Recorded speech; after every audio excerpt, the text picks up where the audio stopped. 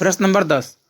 उनके लिए फूल पत्तियों में कोई सौंदर्य नहीं, झरनों के कलकल में मधुर संगीत नहीं, अनंत सागर तरंगों में गंभीर रहस्यों का आभास नहीं, उनके भाग्य में सच्चे प्रयत्न और पुरुषार्थ का आनंद नहीं, उनके भाग्य में सच्ची प्रीति का सुख और कोमल हृदय की शांति नहीं, जिनकी आत्मा अपने इंद्रिय विषयों में ही लीन हो लिप्त हो, जिनका हृदय निचारसों और कुत्सित विचारों से कलुषित हैं। ऐसे नासोमन्मुख प्राणियों को दिन दिन अंधकार में पतित होते देख कौन ऐसा होगा जो तरस न खाएगा। उसे ऐसे प्राणियों का साथ न करना चाहिए। और प्रस्तुत अवतरण के पाठ और लेखक का नाम लिखिए।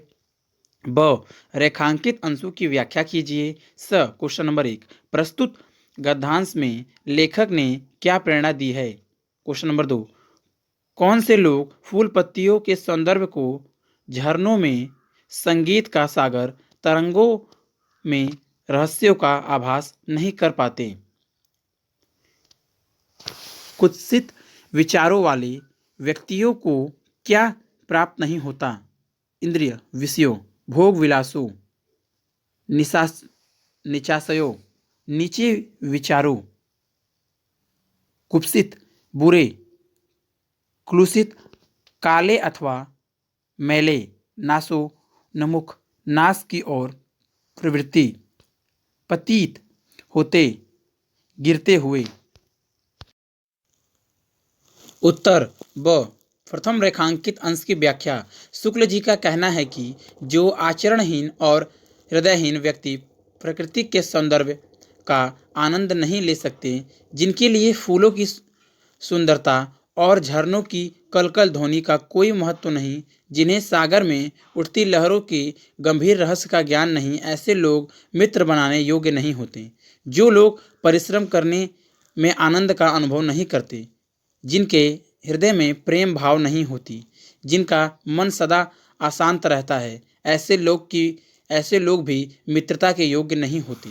द्वितीय रेखांकित अंश की व्याख्या। शुक्ल जी का कहना है कि जो लोग केवल इंद्रिय सुख की इच्छा रखते हैं और उसी की प्राप्ति के लिए प्रयत्नशील हैं, जिनका हृदय गंदे और घृणित भाव से भरा हुआ है, ऐसे लोग गंदे और निम्न कोटि के विचारों के कारण सतत विनाश की ओर बढ़ रहे होते हैं और अनंत अज्ञात के गर्त में गिरकर नष्ट हो जाते हैं। इस प्रकार के लोगों का दिन प्रतिदिन पतन होता रहता है, जिसे देखकर सभी को दया ही आती है। ऐसे पतन की ओर अग्रसर लोगों से कदापि मित्रता नहीं करनी चाहिए। क्वेश्चन नंबर 1, लेखक ने बुरी संगति से बचने की प्रेरणा देते हुए कहा है कि कुत्सित विचारों वाले व्यक्तियों से कभी मित्रता नहीं करनी चाहिए, क्योंकि ऐसे लोग स्वयं को पतित होते ही हैं, दूसरों के भी पतन का कारण बनते हैं।